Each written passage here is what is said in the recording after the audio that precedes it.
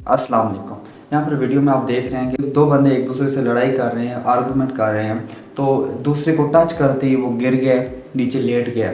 उसके बाद आप आंटी देख सकते हैं, पीछे से आंटी आकर वो भी लेट गई हैं।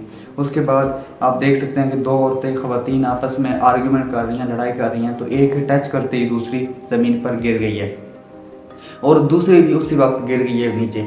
और ये कोई 1, 2 या 3 केस नहीं है, आज चाइना में हर जगह ये केसेस हो रहे हैं। आपको इसकी वजह बताता हूँ मैं। ये सबसे पहले इस सवाल का जवाब ढूंढते हैं कि ये लोग ऐसा क्यों कर रहे हैं, गिर कैसे रहे हैं, क्या ये कोई वायरस है?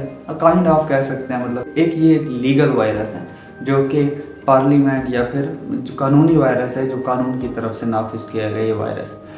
इस वायरस की हिस्ट्री को सबसे पहले समझते हैं। इस वायरस की जड़ जो है आज से 37 साल पहले 1978 की कम्युनिस्ट पार्टी ने जर्मनी से इंस्पायर होकर एक लॉ नाफिज किया यहाँ पर चाइना में, जिसके तहत गाड़ी किसी दूसरे को टक्कर मारती है तो वो गाड़ी वाले को, उस बंदे को पैसे देने पड़ते हैं। इवन दो उसके फ्यूनरल तक उसके पैसे देने पड़ते हैं, पूरी ज़िंदगी उसके अखराजात उठाने पड़ते हैं। जब उसका एक्सीडेंट हुआ था उसके हॉस्पिटल के खर्चे, उसके बाद भी उसके हॉस्पिटल के खर्चे, एंड तक इवन तो अब वो मर गया तो उसके फ्यूनरल का भी खर्चा वो सारा उसे ही उठाना पड़ेगा। तो ये अपने आप में एक अच्छा ला है। काल की तरह उसकी नुकसान हो सकता है, उसका सर फट गया या फिर कोई पाँव वगैरह टूट गया, मजबूर हो गया, तो अब वो अपने लिए रोज़ी रोटी कमाने के लिए उतना अहल नहीं रहता।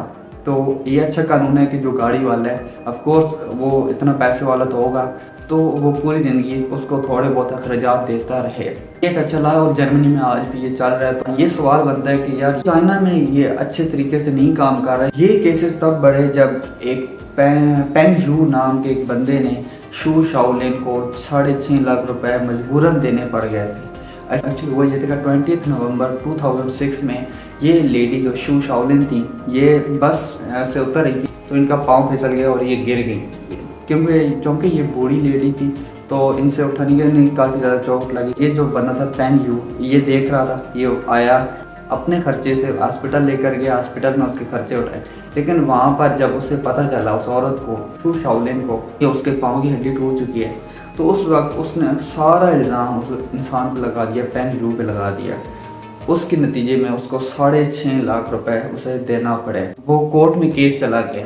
वहाँ पर जब जज ने बुलाया, वहाँ पर विटनेस जो थे, आई विटनेस वहाँ पर जो सीन पर मौजूद थे, उन्होंने गवाही दी कि पेंग यू की गलती नहीं है, वो मदद के लिए ही गया। लेकिन जो कानून चाइना में काफ़ी सख्त है, उन्होंने कहा जो भी हो, लेकिन इसने आर्टिकल 119 की खिलाफवर्जी की है तो इसे सज़ा मिलेगी, जिसके नतीजे में उसे पैसे देने पड़ गए।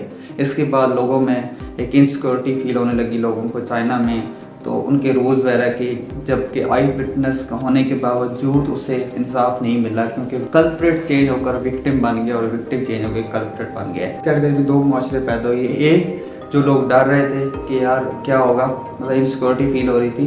दूसरे जिन्हें इसमें एक मौका मिला, जिससे इनमें पैसे कमाने का मौका नज़र आया, उन्होंने कहा कि यार ये तो बड़ा सही तरीका है पैसे कमाने का, आसानी से पैसे कमा सकते हैं इस तरीके से। उन्होंने इसका गलत इस्तेमाल शुरू कर दिया। उसी के नतीजे में आपको ये जो वीडियोस नज़र आ रही हैं, लोग गाड़ियों के आगे ज़बरदस्ती आ रहे हैं, एक दूसरे को टच कर रहे हैं, गिर रहे हैं। छोटी सी लड़ाई में लोग गिर जाते हैं, केस कर दिया, आर्टिकल 119 के तहत पूरी ज़िंदगी पैसे लोग आराम से कमाओ। मतलब लोगों ने उसके बाद इतना ज़्यादा ये फेमस हो गया, तो लोगों ने उसके बाद यही करना शुरू कर दिया कि यार थोड़ी सी जानबूझकर, और वो ऐसे नहीं करते, वो अमीरों के गाड़ियों के आगे आते हैं, उनकी गाड़ियों के आगे जाके गिर गया और लेट गया। आप चाइना में फ्रॉड के केसेस का ये ग्राफ देखें तो देखें कितनी तेज़ी से ये ऊपर जा रहा है। एक और ऐसा वाक़या हुआ था, चाइना ने किया था, जब 1958 माओ जेडोंग ने एक कानून किया था, एक कानून नाफिज किया कि चिड़ियों को ख़त्म कर दो। उसने कहा कि चिड़ियों को ख़त्म कर दो, ये ताकि किसानों के जो दाने हैं वो ना खा सके।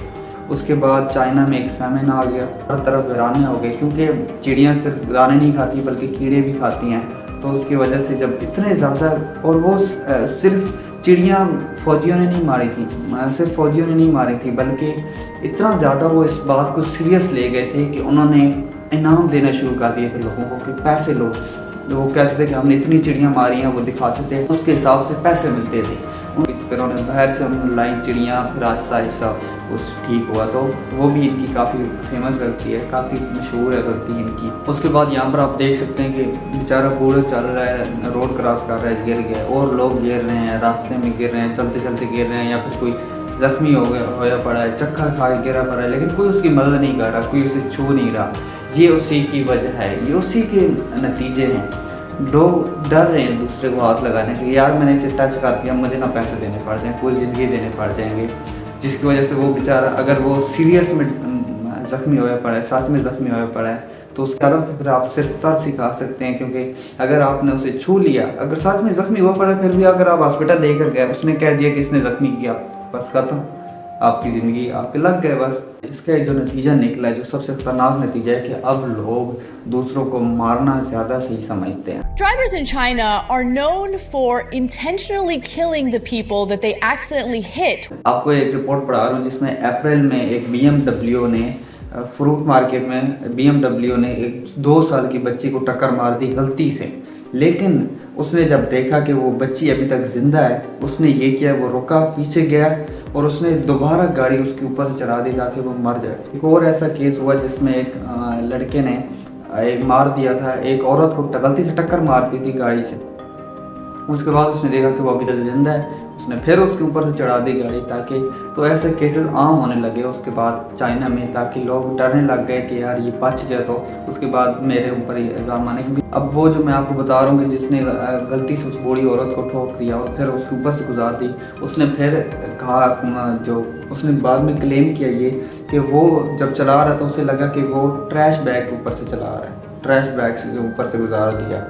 इसके नतीजे में जब उसने ये बयान दिया, उसे इंटेंशनल मर्डर के केस से बरी कर दिया और उसे $70,000 पे करने पड़े। ऑफ कोर्स ये भी बहुत बड़ी अमाउंट है, बट मैं आपको एक पढ़ा रहा हूँ रिपोर्ट जिसके तहत ये जो पूरी ज़िंदगी देने पड़ते हैं ना पैसे, ये $4 लाख तक भी जाते हैं। न्यूयॉर्क टाइम्स ने पब्लिश किया था आर्टिकल जिसमें उन्होंने लिखा कि ये जो चाइना के लॉ में एक बहुत बड़ा फ्लॉ है कि वो उनके लॉ में है कि उन्होंने 20 दिन के अंदर हर एक केस को सॉल्व करना होता है। कि सही फैसला होने के चांसेस फिर बहुत ज़्यादा कम हो जाते हैं अगर टाइम कम हो जाए तो। इन्वेस्टिगेशन भी नहीं हो पाती। अब एक और बंदा जो जानबूझकर ऐसे काम करता था, लोग अमीर लोगों की गाड़ियों के आगे टक्कर मार के उनसे पैसे लेता था, उसने खुद न्यूयॉर्क टाइम्स को ये बताया है कि मैं ये काम करता था और एक बार मैं जब ये कर रहा था तो मुझे पुलिस ने पकड़ लिया। तो जब मुझे पुलिस ने पकड़ लिया तो मुझे सिर्फ $3,000 का फ़ाइन हुआ, जबकि ये $1,500 तो मैं 10 दिन में कमा लेता हूँ।